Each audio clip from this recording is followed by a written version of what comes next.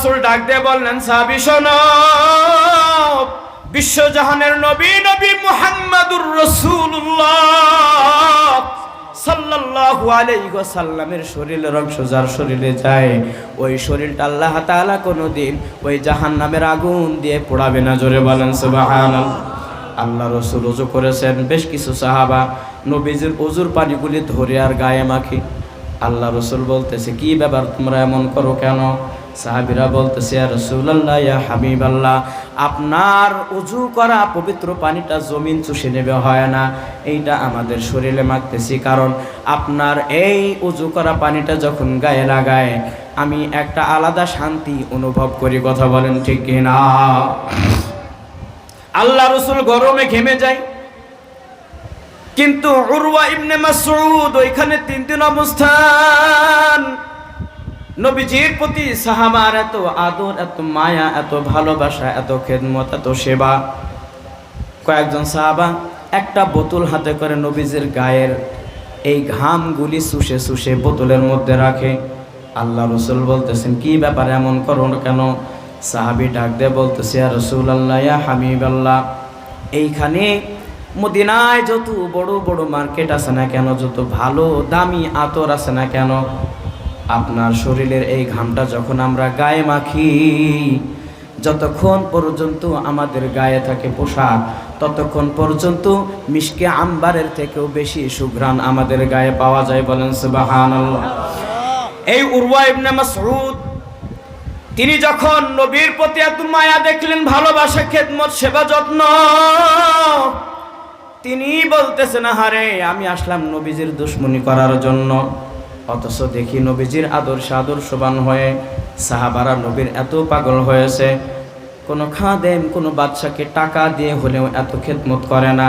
সুতরাং এই নবী কোনোদিন খারাপ হতে পারে না, এই মুহাম্মদ কোনোদিন জালিম হতে পারে না, এই মুহাম্মদ কখনোই মানুষের উপরে অত্যাচার করতে পারে না, তার ধর্ম কখনো মিথ্যা হতে পারে না। এই নবী মুহাম্মদের ধর্ম হলো হক, হক, হক, এর মধ্যে কোনো ভেজাল নাই। নবী মুহাম্মদকে ডাক দিয়ে বলতেছে, ইয়া রাসূলুল্লাহ, ইয়া হাবিবাল্লাহ, আমি তো আসছিলাম আপনার দোষ ত্রুটি খোঁজার জন্য, আজকে এই মুহূর্তে আপনার এত সুন্দর প্রশংসনীয় আদর্শ দেখলাম, আমি যাব তো যাব মক্কার ভূমিতে, আপনার আদর্শগুলোই প্রকাশ করব। কথা বলেন ঠিক কিনা? চলে গেলেন মক্কায়। মক্কায় যাওয়ার পরে সকলে উৎসুক জনতা, উরওয়া ইবনে মাসউদ আসবে, মদিনার হাল চাল আমাদের কাছে বর্ণনা করবে, মুহাম্মাদের কি অবস্থা দেখার জন্য। অথচ সম্পূর্ণ আলাদা হয়ে গেল। উরওয়া ইবনে মাসউদ এসে প্রথম দাওয়াত দিলেন। কথা বলেন, কি দিলেন? এই আওয়াজ দেন, কি দিলেন? মানুষের আশা ছিল উরওয়া ইবনে মাসউদ এসে আমাদের একটা কৌশল শিখাবে। আসার শুরুতেই প্রথম যে কথাটা বললেন সেইটা বলেন, আবু জেহেল, উতবা, সাইবা, শোনো, আমি নবী মুহাম্মদের কাছে মাত্র 3 দিন ছিলাম, এই 3 দিনেই বুঝলাম এই নবী মুহাম্মদ হক, হক, হক, ইন্নাদ-দীনা ইনদাল্লাহিল ইসলাম, ধর্ম যত আছে একমাত্র একটাই ধর্ম, ইসলাম, এইটাই হলো আল্লাহ তাআলার কাছে সঠিক ইসলাম। কথা বলেন ঠিক কিনা? তোমরা আর আঁকাবাঁকা হয়েও না, এদিক ওদিক হয়েও না, জাহান্নামের পথে যেও না, নবী মুহাম্মদের কালিমা লা ইলাহা ইল্লাল্লাহ মুহাম্মাদুর রাসূলুল্লাহ পড়ে নাও, তোমরা দুনিয়াতেও সফল হবে, আখিরাতেও সফল হবে। জোরে বলেন আল্লাহু আকবার। আমরা আসি তো কালেমার পথে ইনশাআল্লাহ? কারা কারা আছি ইনশাআল্লাহ?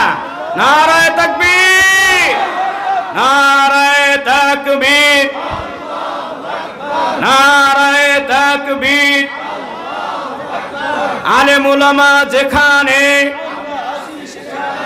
আমরা আসি সেখানে, নারায়ে তাকবীর।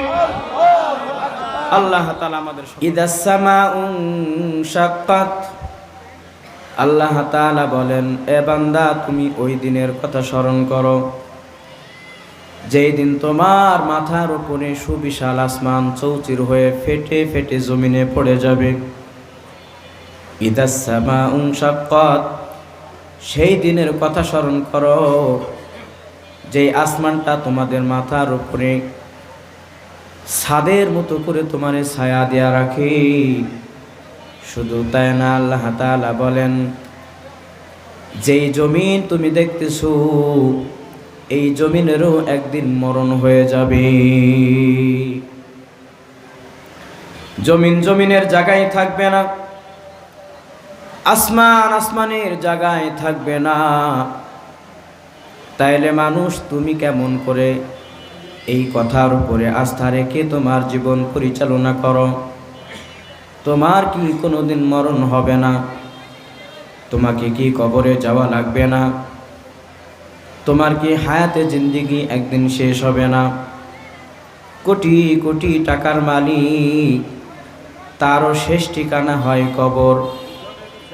দুনিয়ার হায়াতে এমন কোনো ব্যক্তি একবেলা খায় তো আর একবেলা খায় না, তারও শেষ ঠিকানার নাম হলো কবর। শুধু তাই না, আল্লাহ তাআলা বলেন, যারা ক্ষমতাবান হয়েছ তোমরা একটাবার স্মরণ করো, আন্নাস সাআতা আতিয়াতুন, কিয়ামত এমন এক বস্তুর নাম, আল্লাহ তাআলা বলেন অবশ্যই অবশ্যই কিয়ামত একদিন হবে। মালিক আল্লাহ তাআলা বলেন, লা রাইবা ফিহা,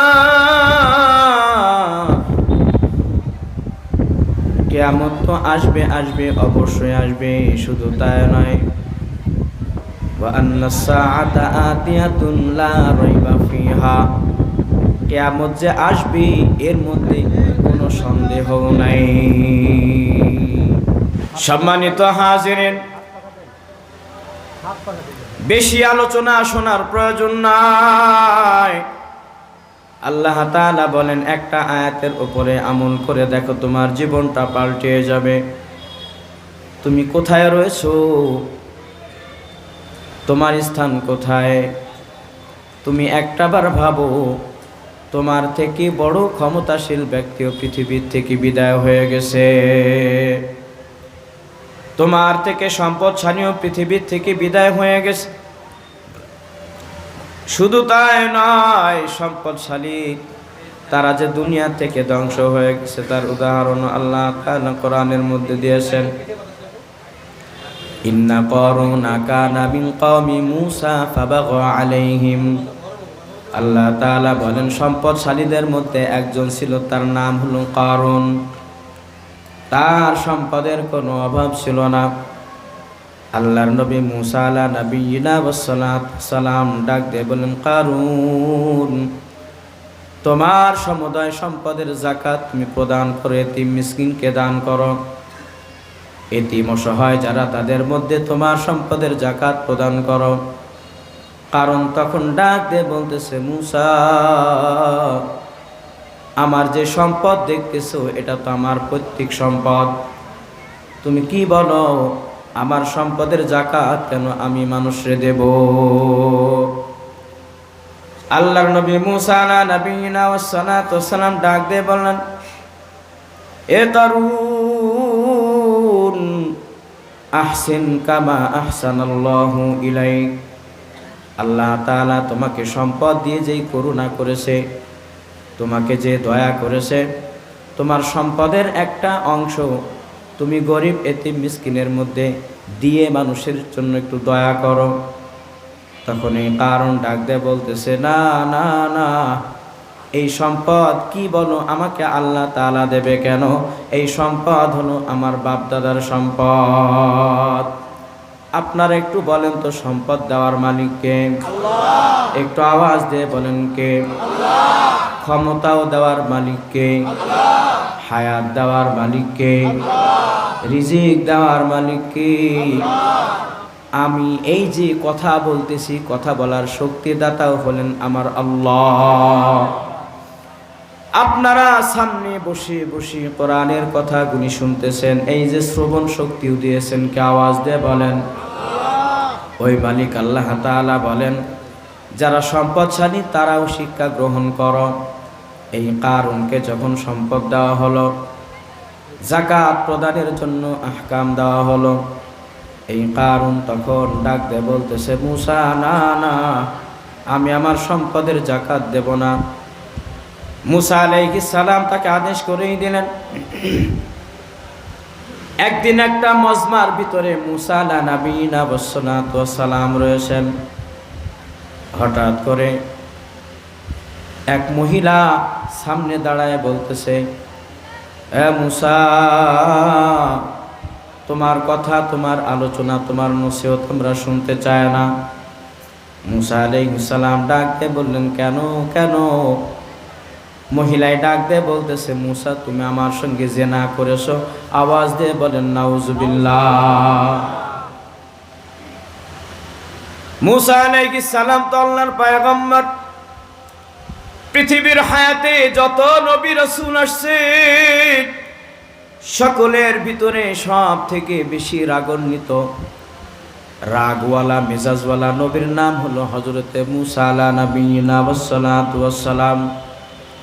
এই নবীজি একদিন হাঁটতে হাঁটতে হাঁটতে হাঁটতে যায়। হঠাৎ করে এক বনি ইসরায়েলের দুর্বল এক মানুষ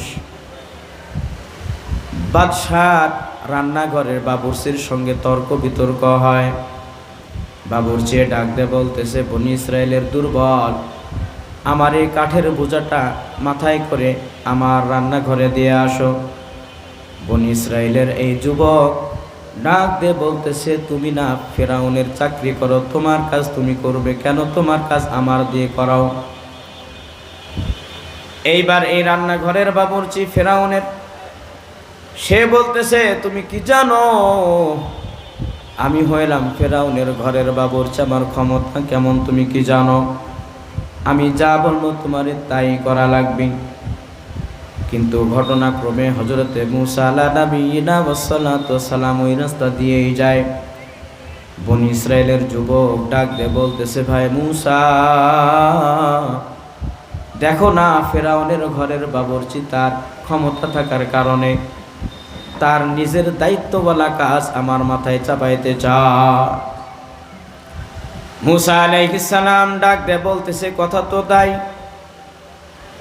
ডাক দিয়ে বলতেছে, কিপ্তি, তোমার এত বড় সাহস, তোমার কাজ তুমি করবে কিন্তু দুর্বল মানুষের দিয়ে তুমি কেন কাজ করাও?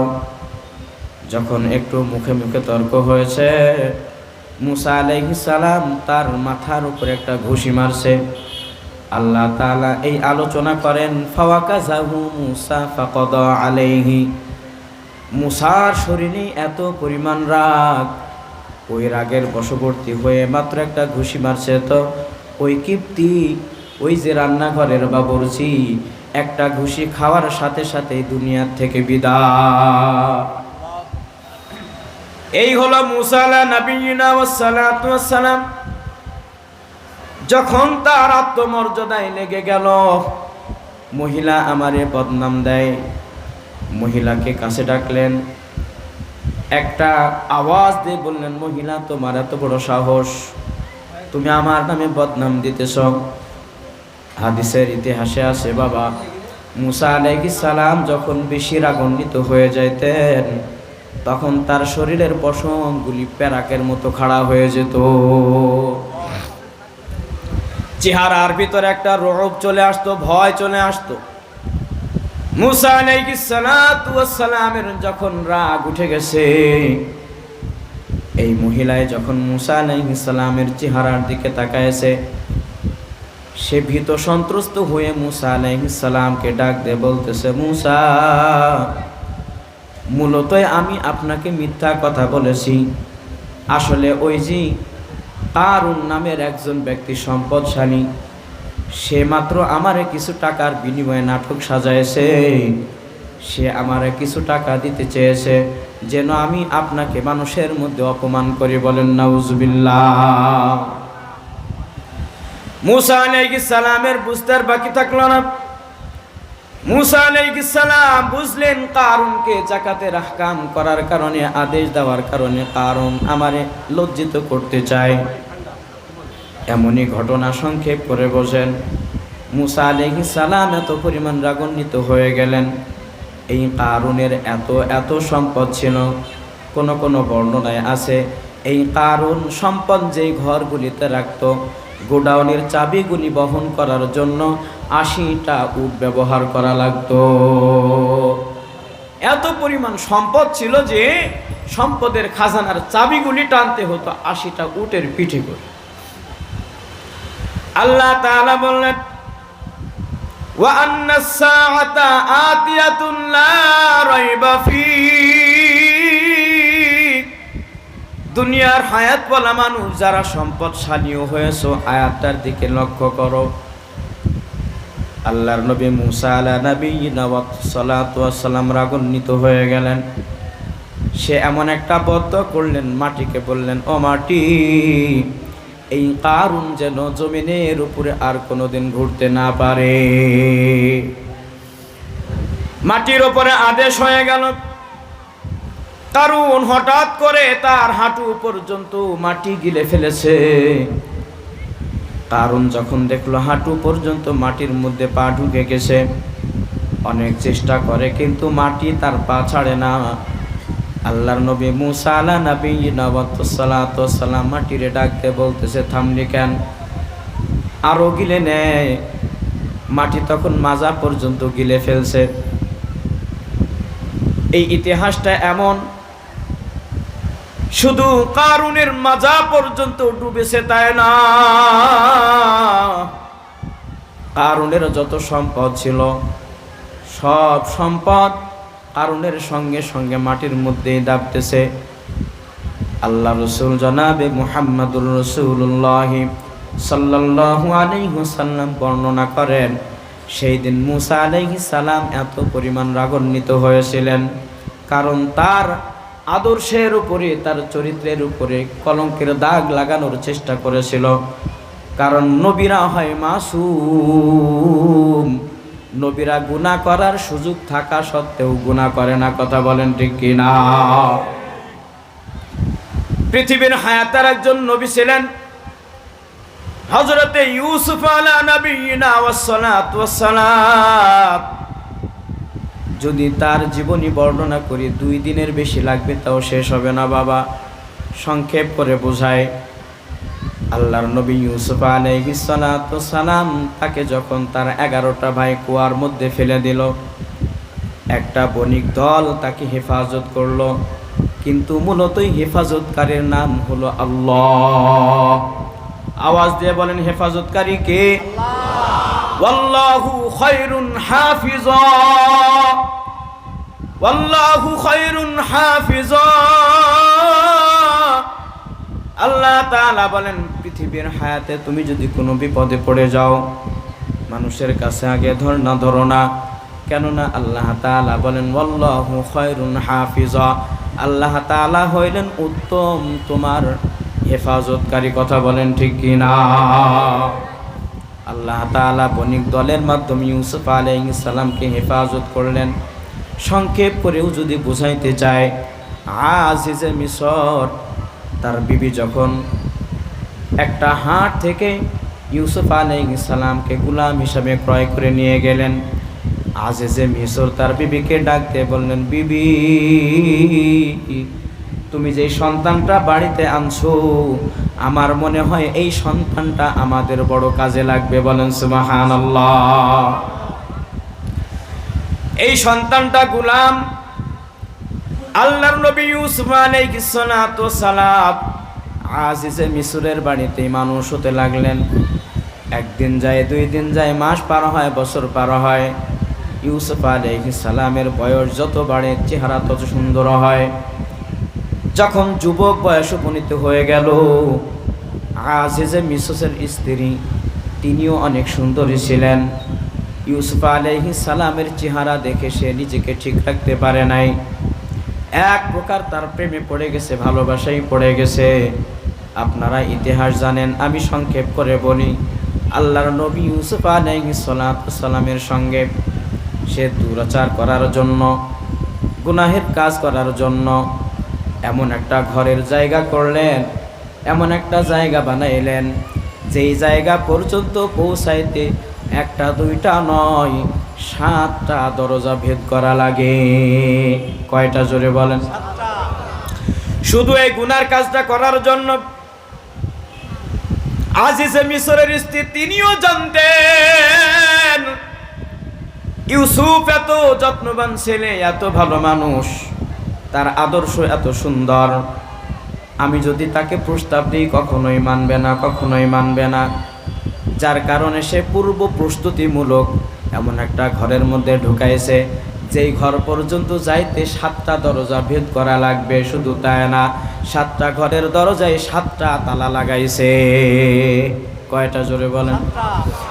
এখন দেখেন, একজনের ইচ্ছা হলো গুনাহ করবে, আর একজন আল্লাহর নবী ইউসুফ আলাইহিস সালাতু সালাম তিনি গুনাহ করবেন না। তার মানে দুইজন দুই বিপরীতে দুই দিকে রয়েছেন। আল্লাহর নবী ইউসুফ আলাইহিস সালামকে কৌশলে ঘরের মধ্যে নিয়ে গেলেন। যতটা ঘর পার হয়ে ভিতরে যায় তালা মারতে মারতে সর্বশেষ ইউসুফ আলা নবিয়্যিনা ওয়াস সালাতু সালাম আল্লাহ তাআলার কাছে দোয়া করলেন, মালিক, এই পরিবেশ আর পরিস্থিতি থেকে বাঁচানোর মতো আপনি আল্লাহ ছাড়া আর কেউ নাই। কথা বলেন ঠিক কিনা?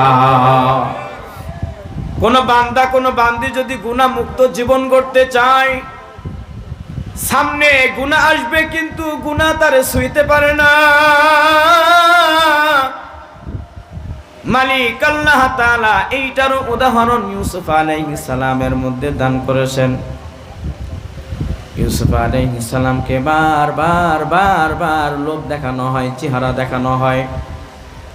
একটা মানুষকে গুনায় উদ্বুদ্ধ করতে যা কিছু করার তাই করলো। ইউসুফ আলাইহিস সালাম আল্লাহর কাছে দোয়া করে আর কোনো কথা নয়, দরজার দিকে দৌড় মেরেছে। জোরে বলেন সুবহানাল্লাহ।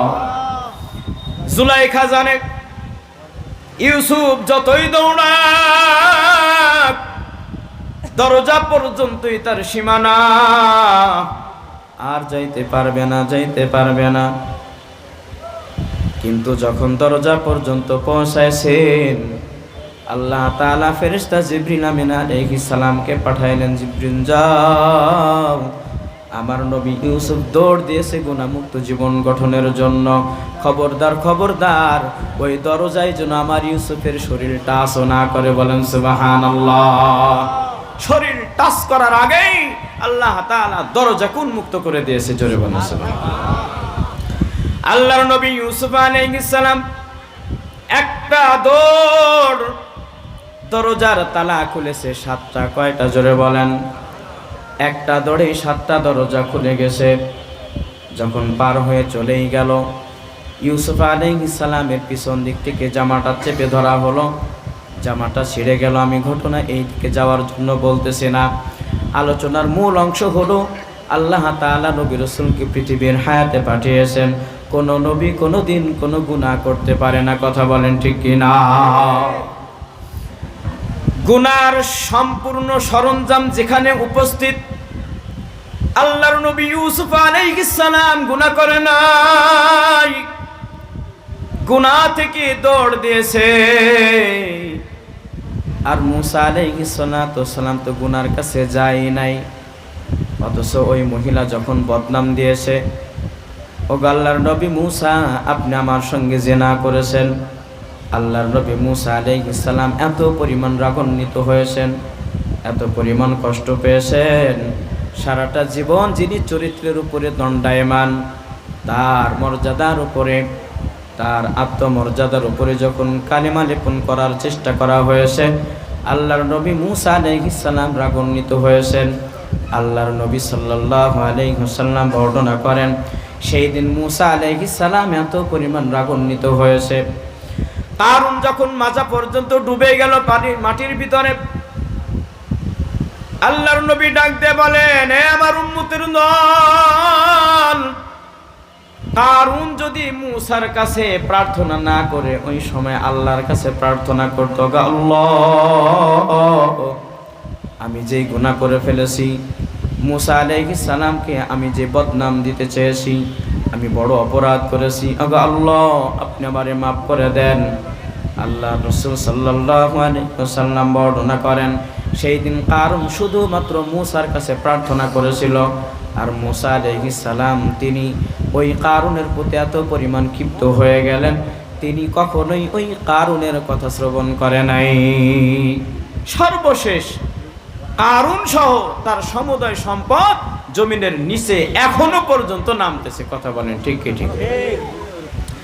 আল্লাহ তাআলা বলেন ওয়া আন্নাস সাআতা আতিয়াতুন লা রাইবা ফিহা। এ দুনিয়ার হায়াতওয়ালা বান্দা বান্দি, একটা কথা মাথায় রাখো, তুমি যদি সম্পদশালীও হয়ে যাও, ক্ষমতাসীন হয়েও যাও, দুনিয়ার সমস্ত কিছু যদি তোমার এক হাতে চলে আসে, তারপরেও এই কথাটা মাথায় রাখবা, অবশ্যই অবশ্যই একদিন আল্লাহ তাআলা কিয়ামত সংগঠিত করবে। ঘটনা তো বাবা এখানেই শেষ না। মানুষের জীবনের রীতি কবরস্থান পর্যন্ত নয়। আল্লাহ তাআলা বলেন ওয়া আন্নাস সাআতা আতিয়াতুন লা রাইবা ফিহা ওয়া আন্নাল্লাহা ইয়াবআসু মান ফিল কুবুর। মজার খেলা তো এখানেই শুরু। আল্লাহ তাআলা বলেন ওয়া আন্নাল্লাহা ইয়াবআসু মান ফিল কুবুর। ও বান্দা বান্দি, দুনিয়ার হায়াত আমি তোমারে দান করলাম। কেউ 60 বছরের জিন্দেগি পেয়ে গেল, কেউ 70 বছরের জিন্দেগি পেয়ে গেল, কেউ 100 বছরের জিন্দেগি পেয়ে গেল, অথচ একটা জিনিস মাথায় নাই, দুনিয়ার হায়াত শেষ হবে, কবরস্থ হওয়া লাগবে, কবর পর্যন্তই শেষ না। আল্লাহ তাআলা বলেন ওয়া আন্নাল্লাহা, নিশ্চয় নিশ্চয় আল্লাহ তাআলা ইয়াবআসু, পুনরুত্থান করবেন, পুনরায় জীবন দান করবেন, পুনরায় সে পুনর্জীবিত হবে। মান ফিল কুবুর, ওই কবর থেকে আল্লাহ তাআলা আবার তাকে উঠাবে। কবর থেকে কি করবে? কথা বলেন। কবর থেকে আবার আমাকে আপনাকে উঠানো হবে। আমার থেকে 100 বছর আগেও যিনি মারা গেছেন তাকেও উঠা লাগবে। আজ থেকে 1400 বছর আগে যিনি মারা গেছেন তারেও উঠা লাগবে। আমার শত শত বছর পরে যিনি মারা যাবেন তাকেও কবর থেকে উঠা লাগবে। এই যে কবর থেকে উঠা লাগবে, কিয়ামত একদিন হবে, সামনে জান্নাত রয়েছে, জাহান্নাম রয়েছে। এই কথাটা যতক্ষণ পর্যন্ত আমাদের দিলের ভিতরে না আসবে, ততক্ষণ পর্যন্ত দুনিয়া আর মায়া আমাদের অন্তর থেকে যাবে না। কথা বলেন ঠিক কিনা? সম্মানিত হাজিরিন, আমার আপনার নবী জনাবে মুহাম্মাদুর রাসূলুল্লাহ সাল্লাল্লাহু আলাইহি ওয়াসাল্লাম পৃথিবীতে আসার পরে সর্বপ্রথম মানুষের উপরে যে মেহনতটা করেছেন, সেই মেহনতের নাম হলো কালিমার মেহনত। কিসের মেহনত? জোরে বলেন। একমাত্র তিনি বলেছেন লা ইলাহা ইল্লাল্লাহ ফাদাখালাল জান্নাহ। এ আমার উম্মতের দল, তোমরা কালিমা গ্রহণ করো, কালিমা পড়ো, তোমরা তোমাদের মুখে উচ্চারণ করো লা ইলাহা ইল্লাল্লাহ, আল্লাহ ব্যতীত কোনো মাবুদ নাই, আল্লাহ ব্যতীত কোনো মাবুদ নাই, ওয়া আন্না মুহাম্মাদুর রাসূলুল্লাহ, আর মুহাম্মদ তিনি হলেন আল্লাহর রাসূল। এই কথাটা যদি মেনে নাও, ফাদাখালাল জান্নাহ, তাইলে আল্লাহ তাআলা তোমার জন্য রাখছে অফুরন্ত নিয়ামতের জায়গা, সেইটার নাম হলো জান্নাত। এই যে কালেমার মেহনত আল্লাহ রাসূল শুরু করেছেন, ইতিহাস একদিনের পর একদিন, এক সপ্তাহের পর এক সপ্তাহ, মাসের পর মাস, বছরের পর বছর চলে যায়। কিছু কিছু মানুষ ঈমান গ্রহণ করেছে, কিছু মানুষ ঈমান গ্রহণ করেন নাই। আল্লাহ রাসূল জনাবে মুহাম্মাদুর রাসূলুল্লাহ তিনি নিরাশ হয় নাই, তায়েফের ময়দানেও গিয়েছেন কালেমার দাওয়াত নিয়া, তারাও গ্রহণ করে নাই। আল্লাহ রাসূল জনাবে মুহাম্মাদুর রাসূলুল্লাহ সাল্লাল্লাহু আলাইহি ওয়াসাল্লাম মক্কার ভূমিতে বারবার যখন দাওয়াত দিলেন, কিছু মানুষ ইসলাম গ্রহণ করেছে, কিছু মানুষ ইসলাম গ্রহণ করে নাই। কিন্তু যারা ইসলাম গ্রহণ করেছে, এমনভাবে গ্রহণ করেছে, তাদের দিল, তাদের অন্তর, তাদের পুরা শরীর আল্লাহ রাসূলের জন্য সঁপে দিয়েছে। বলেন সুবহানাল্লাহ।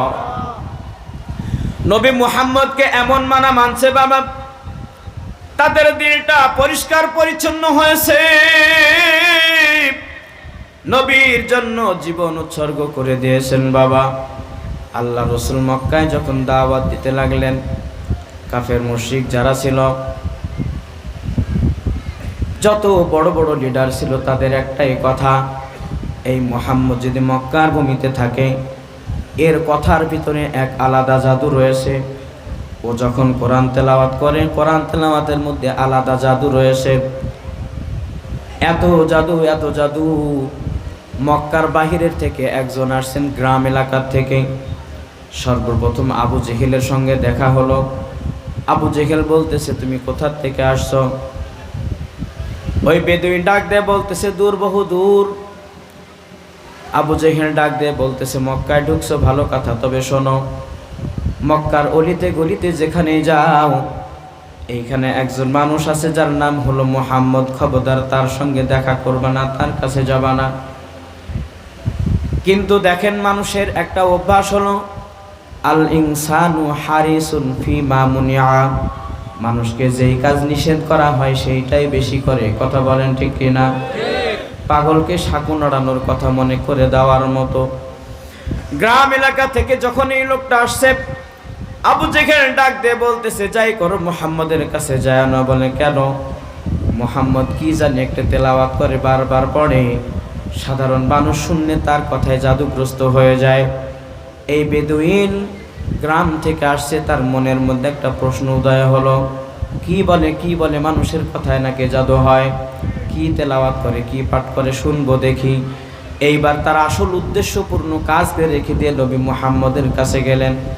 যাওয়ার পরে দেখে, নবী মুহাম্মাদুর রাসূলুল্লাহ সাল্লাল্লাহু আলাইহি ওয়াসাল্লাম কোরআন তেলাওয়াত করতেছে।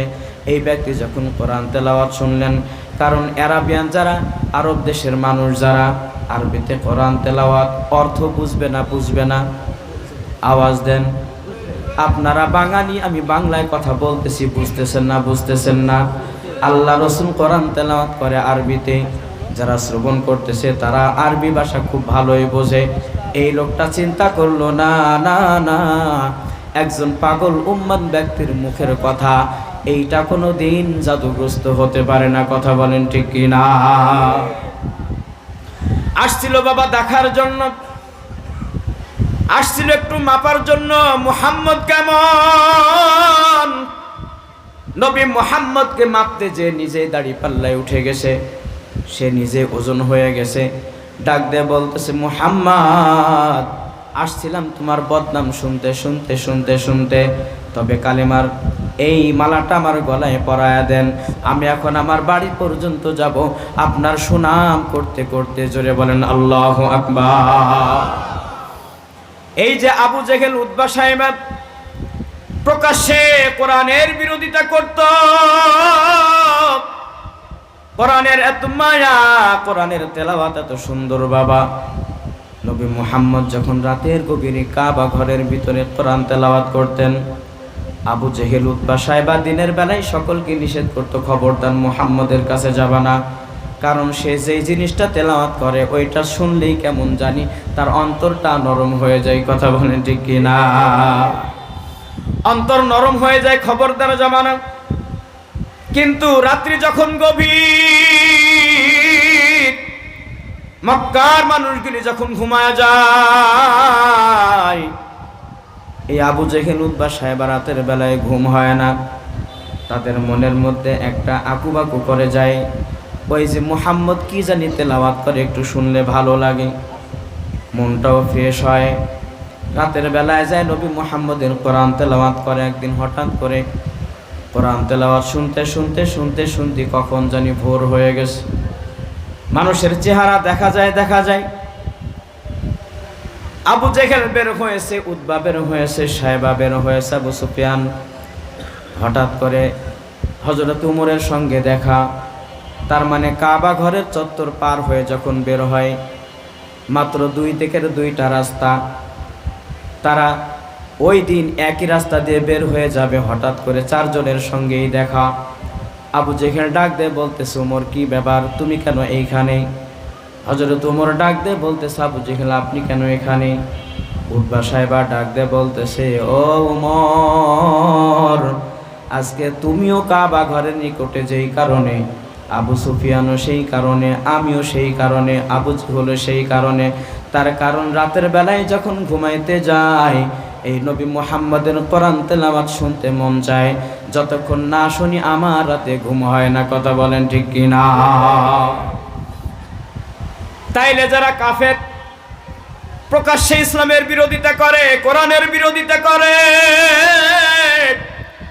কোরআনের ভিতরে আল্লাহ তাআলা এত মায়া এত মহাব্বত মজা রাখছেন, রাতের বেলায় কাফেররা পর্যন্ত ঘুমাইতে পারে না। আর তাইলে চিন্তা করেন, যারা সাহাবী ছিলেন, নবীর প্রেমে আসক্ত হয়েছেন, নবীর প্রতি পূর্ণ ঈমান আনছেন, বলেন তারা কি কোনোদিন নবীর বিরোধিতা করতে পারে? কথা বলেন। কখনোই না, কখনোই না। আল্লাহর নবী যখন মক্কা ছেড়ে মদিনায় চলে আসলেন, কাফেররা যখন আর নবী মুহাম্মদকে মক্কায় থাকতেই দিলেন না, রাতের গভীর অন্ধকারে নবীজি চলে আসছেন।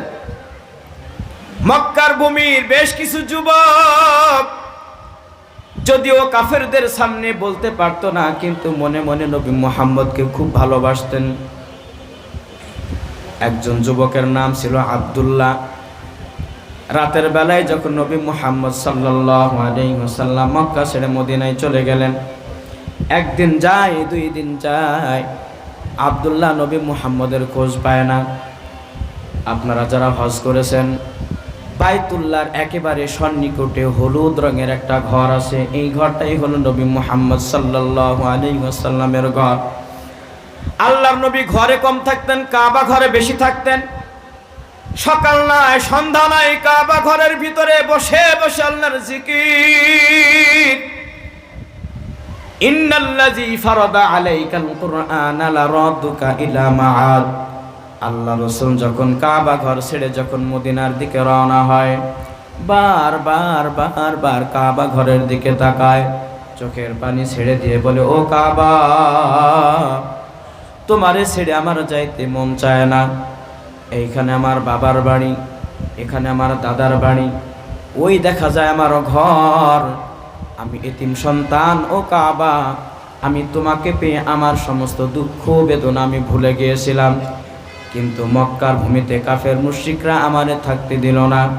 দুইটা চোখের পানি ছাড়তে এখনো পর্যন্ত যারা হাজী সাহেব আছেন, কাবা ঘর যখন বাইতুল্লাহ যখন জিয়ারত করেন, বাইতুল্লাহ যখন তোয়াফ করেন, যখন কাবা ঘর ছেড়ে মদিনায় যাবে এমন সময় দেখবেন তার কলিজাটা টেনে ধরে রাখে। কথা বলেন ঠিক কিনা? বাইতুল্লাহ হাজী সাহেবদের অন্তরকে টেনে ধরে রাখে, যেতে দেয় না। হাজী সাহেবরা প্রত্যেকেই এই কথার সাক্ষী দেন, কাবা ঘর থেকে দূরে যাইতে মন চায় না। অথচ রাহমাতুল লিল আলামিন জনাবে মুহাম্মদুর রাসূলুল্লাহ, যিনি দিনের 24 ঘন্টা বাইতুল্লাহ বসে বসে আল্লাহর ধ্যানে মগ্ন থাকতেন, আজকে এই যে কাবা ঘর ছেড়ে মদিনায় যখন চলে গেলেন, সকাল যায়, দুপুর হয়, সন্ধ্যা হয়, আব্দুল্লাহ নামের এই সন্তানটা ডাক দিয়ে বলতেছে, কি ব্যাপার, আমার মুহাম্মদ গেল কই? তার চাচাকে ডাক দিয়ে বলতেছে, চাচা শোনেন, আমার বাবাও নাই, মাও নাই, ছোট্ট কাল থেকে আমি আপনার কাছে মানুষ হয়েছি, আপনি একটু বলবেন আমার দয়ার নবী নবী মুহাম্মদুর রাসূলুল্লাহ গেল কই, তারে দেখতে কেন পায় না? চাচাই ডাক দিয়ে বলতেছে, ভাতিজা শোনো, মক্কার ইহুদি, মক্কার যারা কাফের মুশরিক আছে তারা মুহাম্মদকে থাকতে দেয় নাই। গত কয়েকদিন আগে রাতের বেলায় মুহাম্মদ আর কিছু সাথী নিয়ে মদিনায় হিজরত করে চলে গেছে। আব্দুল্লাহ আবার ডাক দিয়ে বলতেছে, চাচা আপনি আমার সঙ্গে কয়েকটা প্রশ্নের জবাব দেন। মক্কার ভূমিতে যতগুলি নেতা রয়েছে সমস্ত নেতার মধ্যে বলবেন মুহাম্মদ কেমন? চাচা যদিও কাফের, সে ডাক দিয়ে বলতেছে, ভাতিজা আব্দুল্লাহ শোনো, তুমি কি লক্ষ্য করো নাই বেশ কয়েকদিন যাবত মক্কার ভূমিতে মানুষ একজন আর একজনের সঙ্গে ক্রন্দল করে, মারামারি করে, হট্টগোল করে, কিন্তু সুন্দর সঠিক ফয়সালা দেওয়ার মতো ওই মুহাম্মদ ছাড়া মক্কার ভূমিতে আর কেউ ছিল না। একটু আওয়াজ দিয়ে জবান খুলে বলেন আল্লাহু আকবার। নবী মুহাম্মদুর রাসূলুল্লাহ তিনি বিচারের যেই ফয়সালা দিতেন সবার জন্য সমান হতো, কোনো বেইনসাফি হতো না। এইবার আব্দুল্লাহ ডাক দিয়ে বলতেছে, বলেন আমার চাচা, এই যে মুহাম্মদ যাকে মক্কায় থাকতেই দেওয়া হলো না, তার চরিত্র কেমন? এইবার চাচা কাফের হওয়া সত্ত্বেও ডাকতে বলতেছে, ভাতিজা শোনো, ওই মুহাম্মদের চরিত্র সম্পর্কে পৃথিবীর হায়াতের এখনো পর্যন্ত যারা আছে মক্কার ভূমিতে যারা আছে একেবারে নাবালক থেকে নেশাবালক বুড়া পর্যন্ত সকলেই এই কথা বলতো যে এই মুহাম্মদের নাম হলো আল আমিন। কথা বলেন ঠিক কিনা? আল্লাহ রাসূল মক্কা থেকে মদিনায় চলে গেছেন। বেশ কিছুদিন যাওয়ার পরে আল্লাহ রাসূল সাল্লাল্লাহু আলাইহি ওয়াসাল্লামের খবর নেওয়ার জন্য আবু জেহেল সকলকে সমাগম করলেন, সকলকে ডাক দিলেন। ডাক দেওয়ার পরে বলতেছে, শোনো, আমাদের মধ্য থেকে একজন প্রতিনিধি প্রয়োজন, যে মদিনায় যাবে আর মুহাম্মদের খোঁজ খবর রাখবে সে কি দল গঠন করতেছে কিনা, মক্কায় আবার আমাদেরও কোনো রকম হামলা করবে কিনা, এই রকম খোঁজ খবর নেওয়ার জন্য একজনকে যাচাই বাছাই করার দরকার। সকলে একজনের নাম হলো, তার নাম হলো উরওয়া ইবনে মাসউদ, তার বাড়ি হলো তায়েফে। তাকে নির্বাচন করা হলো, যাও মদিনায় যাবে, যাওয়ার পরে ওই মুহাম্মদের খোঁজ খবর রাখবে, সেইখানকার খোঁজ খবর নিয়ে আমাদেরকে জানাইবা, তারপরে আমরা তার একটা ব্যবস্থা নেব। এই উরওয়া ইবনে মাসউদকে পাঠানো হলো শুধু পর্যবেক্ষণ করার জন্য মুহাম্মাদের পরিবেশ কি, সে সেখানে যে কি করে। আল্লাহ রাসূলের কাছে পাঠানো হলো। এই উরওয়া ইবনে মাসউদ যখন মদিনার খুব সন্নিকটে চলে গেলেন, এলাকার মানুষেরা খোঁজ নিল, কে তুমি, কোথা থেকে আসছো? নিজের পরিচয় প্রকাশ করে বললেন, আমি মদিনাতে আসছি মক্কা থেকে, আমি মুহাম্মাদের খোঁজ খবর নেওয়ার জন্য আসছি। এইবার এই সংবাদটা নবী মুহাম্মাদের কাছেই দেওয়া হলো। আল্লাহ রাসূল অপেক্ষায় থাকলেন, কখন আসবে। খুব যখন নিকটে হয়ে গেল, নবীজির দরবারে আসবে। আল্লাহ রাসূল যখন উরওয়া ইবনে মাসউদকে নজরে দেখতে পেলেন, দেখার সঙ্গে সঙ্গে বসা অবস্থায় ছিলেন, দেখার সঙ্গে সঙ্গে দাঁড়িয়ে গেছেন, বলেন সুবহানাল্লাহ। কিন্তু উরওয়া ইবনে মাসউদ যখন আসতেছেন একেবারেই একা, মক্কা থেকে মদিনা 400 কিলোমিটার দূর। এটা তখন এখনকার হিসাব। তৎকালীন জামানায় কোনো গাড়িও ছিল না, কোনো বাস, কোনো রোড ছিল না, পাহাড় পর্বত এইটাকে পাড়ি দিয়ে মদিনায় যাওয়া লাগতো। রাস্তা হয়তো আরও বেশি দূর ছিল। তার মনের একটা আতঙ্ক ছিল, যেই মক্কা থেকে আমরা দূর দূর করে তাড়াই দিয়েছি নবী মুহাম্মদকে, ওই মুহাম্মদের কাছে গেলে হয়তো ওই মুহাম্মদ আমার উপরে প্রতিশোধ নেবে। এটাই ছিল তার মনের স্বাভাবিক ভাবনা। কথা বলেন ঠিক কিনা? আল্লাহ রাসূলের নিকটে গেলেন, নবী আমার দয়ার নবী কেমন? বসা থাকা অবস্থায় দাঁড়িয়ে গেলেন, উরওয়া ইবনে মাসউদকে বুকের মধ্যে জড়ায় ধরলেন। বুকে জড়ায় ধরে ডাকতে বলতেছে, আমার মক্কার মানুষ আসছে, আমার বাপ দাদার এলাকার মানুষ আসছে, আমার বাইতুল্লাহ দেখতে দেখতে আমার একজন মেহমান আসছে। গলার ভিতরে নিয়ে যখন বসাইছে, আল্লাহ রাসূল তাকে এত আদর করলেন, এত যত্ন করলেন, মহাব্বত করলেন, কিন্তু দেখেন উরওয়া ইবনে মাসউদ কিন্তু মুসলমান না। আসছে মুহাম্মাদের খোঁজ খবর নেওয়ার জন্য। সে আসার পরে কাফের মুশরিক ইহুদির বিরুদ্ধে কতটুকু শক্তি সঞ্চয় করেছে এইটা দেখার জন্য আসছে। আল্লাহ রাসূল যখন তাকে খুব আপন করে নিলেন, কেমন আদর্শ ছিল আমার আপনার নবীর। এই উরওয়া ইবনে মাসউদ মাত্র 3 দিন অবস্থান করলেন। অবস্থান করার পরে সাহাবাদের অবস্থা দেখলেন, নবীর প্রতি কেমন মায়া। নবীর এত সুন্দর আদর্শ দেখার পরে উরওয়া ইবনে মাসউদ নবীজির গায়ে হাত ঠেকাইলেন, দাড়িতে হাত ঠেকাইলেন। মক্কার মানুষের স্বভাব হলো, কাউকে যদি ভালো লাগে মুহাব্বত করতে হয় একটু গায়ে হাত দিয়ে মুখে হাত বোলায়, কপালে চুমা দেয়। ঠিক ওই সময় একজন সাহাবী বসা ছিলেন, তিনি উরওয়া ইবনে মাসউদকে কঠোর একটা আওয়াজ দিয়ে বলতেছে, খবরদার, খবরদার, তুমি যে আমার নবীর গায়ে হাত দিতেছ, তোমার উদ্দেশ্য যেন কোনো রকম খারাপ না থাকে। যদি কোনো খারাপ উদ্দেশ্য থাকে, দেখতেছ আমার হাতে তলোয়ার, তোমার শরীর থেকে মাথাটা আলাদা হয়ে যাবে।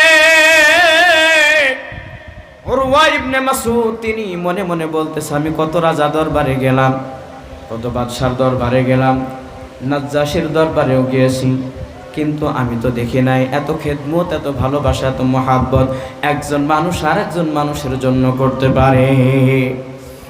আল্লাহ রাসূল এখন সিঙ্গা লাগাইছেন, সিঙ্গা এইটার অর্থ হলো শরীরে বাত জমা হয়।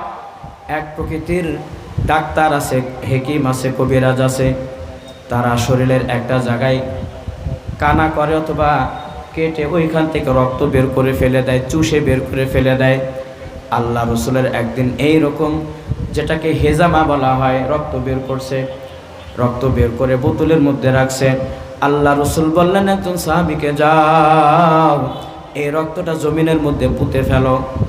এইবার এই সাহাবী রক্তটা নিয়ে যায়, একবার সামনে তাকায়, একবার পিছনে তাকায়, রক্তটা হাতে করে যায়। যখন নবীজির আড়াল হয়ে গেছে, তিনি এক নিঃশ্বাসে রক্তটা পান করে ফেলেছে। জোরে বলেন সুবহানাল্লাহ। অল্প সময়ে ফিরে আসলেন। আল্লাহ রসুল ডাক দিয়ে বলতেছে, সাহাবী, আমার শরীরের রক্ত তোমারে দিলাম মাটিতে পুঁতে ফেলার জন্য, কি করলে বলো তো? সাহাবী বলতেছে, ইয়া রাসূলুল্লাহ, ইয়া হাবিবাল্লাহ, আপনি হইলেন রাহমাতুল্লিল আলামিন, দো জাহানের সরদার, আপনার রক্ত জমিনে ফেলবো এটা কেমন করে হয়? আমার এই সাহসটা হয় নাই, বরঞ্চ আপনার এই রক্ত মুবারক আমি আমার শরীরের ভিতরে নিয়েছি। জোরে বলেন সুবহানাল্লাহ। আল্লাহ রাসূল ডাক দিয়ে বললেন, সাহাবী শোনো, বিশ্বজাহানের নবী নবী মুহাম্মাদুর রাসূলুল্লাহ সাল্লাল্লাহু আলাইহি ওয়াসাল্লামের শরীরের অংশ যার শরীরে যায়, ওই শরীরটা আল্লাহ তাআলা কোনোদিন ওই জাহান্নামের আগুন দিয়ে পোড়াবে না। জোরে বলেন সুবহানাল্লাহ। আল্লাহ রাসূল ওযু করেছেন, বেশ কিছু সাহাবা নবীজির ওযুর পানিগুলি ধরে আর গায়ে মাখে। আল্লাহ রাসূল বলতেছে, কি ব্যাপার, তোমরা এমন করো কেন? সাহাবীরা বলতেছে, ইয়া রাসূলুল্লাহ, ইয়া হাবিবাল্লাহ, আপনার ওযু করা পবিত্র পানিটা জমিন চুষে নেবে হয় না, এইটা আমাদের শরীরে মাখতেছি, কারণ আপনার এই ওযু করা পানিটা যখন গায়ে লাগায় আমি একটা আলাদা শান্তি অনুভব করি। কথা বলেন ঠিক কিনা? আল্লাহ রাসূল গরমে ঘেমে যায়, কিন্তু উরওয়া ইবনে মাসউদ ওইখানে 3 দিন অবস্থান। নবীজির প্রতি সাহাবার এত আদর, এত মায়া, এত ভালোবাসা, এত খেদমত, এত সেবা। কয়েকজন সাহাবা একটা বোতল হাতে করে নবীজির গায়ের এই ঘামগুলি শুষে শুষে বোতলের মধ্যে রাখে। আল্লাহ রাসূল বলতেছেন, কি ব্যাপার, এমন করো কেন? সাহাবী ডাক দিয়ে বলতেছে, ইয়া রাসূলুল্লাহ, ইয়া হাবিবাল্লাহ, এইখানে মদিনায় যত বড় বড় মার্কেট আছে না কেন, যত ভালো দামি আতর আছে না কেন, আপনার শরীরের এই ঘামটা যখন আমরা গায়ে মাখি, যতক্ষণ পর্যন্ত আমাদের গায়ে থাকে পোশাক, ততক্ষণ পর্যন্ত মিশকে আম্বারের থেকেও বেশি সুঘ্রাণ আমাদের গায়ে পাওয়া যায়। বলেন সুবহানাল্লাহ। এই উরওয়া ইবনে মাসউদ তিনি যখন নবীর প্রতি এত মায়া দেখলেন, ভালোবাসা, খেদমত, সেবা, যত্ন, তিনি বলতেছেন, হারে আমি আসলাম নবীজির দুশমনি করার জন্য, অথচ দেখি নবীজির আদর্শবান হয়ে সাহাবারা নবীর এত পাগল হয়েছে, কোনো খাদেম, কোনো বাদশাকে টাকা দিয়ে হলেও এত খেদমত করে না। সুতরাং এই নবী কোনোদিন খারাপ হতে পারে না, এই মুহাম্মদ কোনোদিন জালিম হতে পারে না, এই মুহাম্মদ কখনোই মানুষের উপরে অত্যাচার করতে পারে না, তার ধর্ম কখনো মিথ্যা হতে পারে না। এই নবী মুহাম্মদের ধর্ম হলো হক, হক, হক, এর মধ্যে কোনো ভেজাল নাই।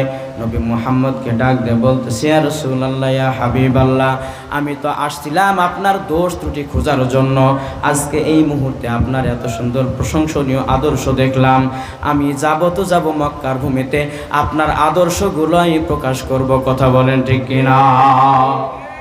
চলে গেলেন মক্কায়। মক্কায় যাওয়ার পরে সকলে উৎসুক জনতা, উরওয়া ইবনে মাসউদ আসবে, মদিনার হাল চাল আমাদের কাছে বর্ণনা করবে, মুহাম্মাদের কি অবস্থা দেখার জন্য। অথচ সম্পূর্ণ আলাদা হয়ে গেল। উরওয়া ইবনে মাসউদ এসে প্রথম দাওয়াত দিলেন। কথা বলেন, কি দিলেন? এই আওয়াজ দেন, কি দিলেন? মানুষের আশা ছিল উরওয়া ইবনে মাসউদ এসে আমাদের একটা কৌশল শিখাবে।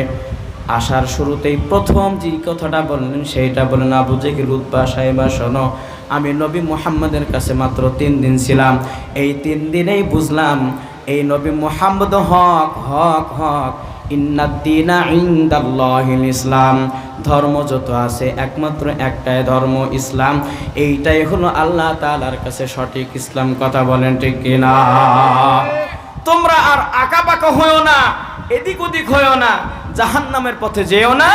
নবী মুহাম্মদের কালেমা লা ইলাহা ইল্লাল্লাহ মুহাম্মাদুর রাসূলুল্লাহ পড়ে নাও, তোমরা দুনিয়াতেও সফল হবে, আখিরাতেও সফল হবে। জোরে বলেন আল্লাহু আকবার। আমরা আসি তো কালেমার পথে ইনশাআল্লাহ? কারা কারা আছি ইনশাআল্লাহ? নারায়ে তাকবীর, নারায়ে তাকবীর, নারায়ে তাকবীর। আলেম উলামা যেখানে, আমরা আসি সেখানে। নারায়ে তাকবীর। আল্লাহ তাআলা আমাদের সকলকে কবুল করেন। যেহেতু প্রধান মেহমান হইতে এসে গেছে, আমি কিছুটা সময় পার করে ফেললাম। আল্লাহ তাআলা আমাদের কবুল করেন। ইনশাআল্লাহ আপনারা কেউ উঠবেন না, যাবেন না, আপনারা সকলে সর্বশেষ আখির মোনাজাত করে যাবেন।